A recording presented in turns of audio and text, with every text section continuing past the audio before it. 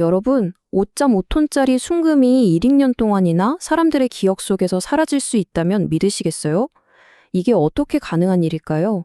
오늘 바로 이 놀라운 실화를 바탕으로 우리 삶의 잊혀진 목적에 대한 한 설교의 강력한 메시지를 함께 파헤쳐 보겠습니다. 네, 바로 이 질문에서 모든 게 시작됩니다. 아니, 열쇠나 지갑도 아니고 어떻게 5.5톤이나 되는 황금을 통째로 잃어버릴 수가 있죠?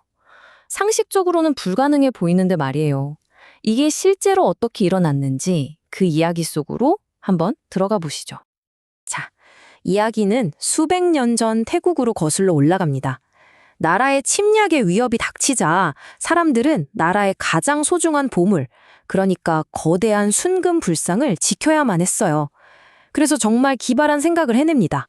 불상 전체를 아주 두꺼운 석고로 덮어서 그냥 평범하고 눈에 띄지 않는 돌부처처럼 위장한 거죠.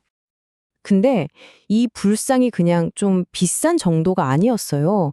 그 가치가 상상을 초월합니다. 현재 가치로 환산하면 미화 2억 5천만 달러, 우리 돈으로 치면 무려 3천억 원이 넘는 정말 어마어마한 보물이었던 거죠. 그런데 여기서 정말 놀라운 일이 벌어집니다.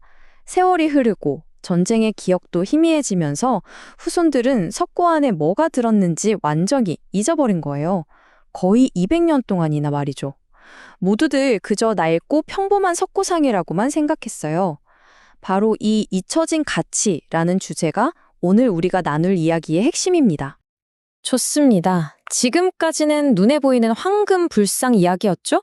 이제 이 이야기를 다리 삼아서 눈에 보이지 않는 개념, 바로 잊혀진 사명이라는 주제로 한번 넘어가 보겠습니다. 그렇다면 우리가 말하는 사명이라는 게 구체적으로 뭘까요?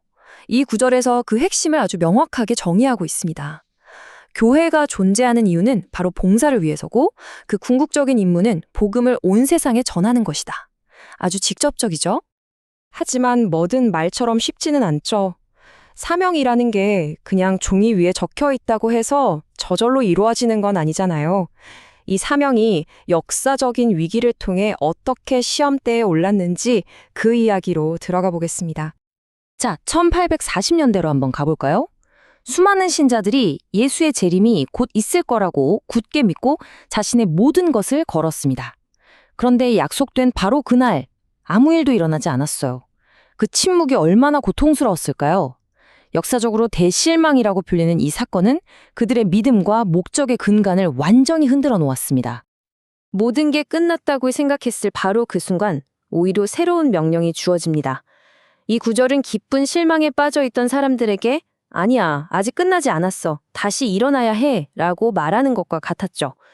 좌절을 딛고 다시 일어서게 한 강력한 전환점이 된 겁니다. 이 새로운 사명은 막연한 게 아니었어요. 새 천사의 기별이라고 불리는 세 가지 핵심 메시지로 아주 구체화됩니다. 첫째, 심판의 때를 알려라. 둘째, 영적 혼란에 대해 경고해라. 그리고 셋째, 타협하지 말라고 긴급하게 외쳐라. 이게 바로 그들의 새로운 행동 강령이 된 거죠. 자, 이제 오늘 이야기의 가장 핵심적인 갈등 구조를 들여다볼 시간입니다.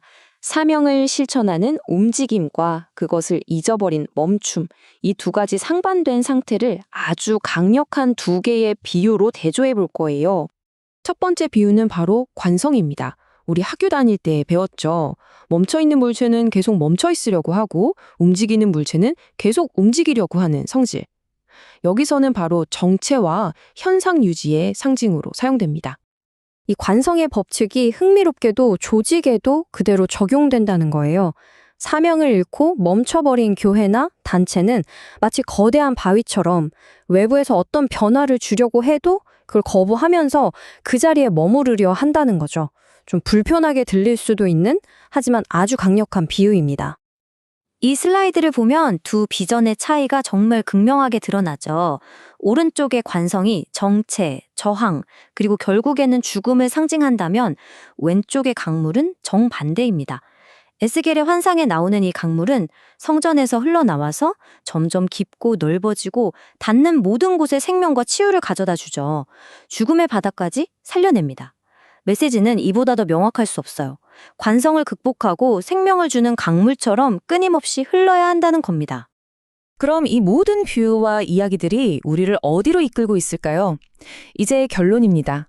이 모든 것들이 궁극적으로 우리에게 어떤 행동을 촉구하고 있는지 한번 정리해 보겠습니다.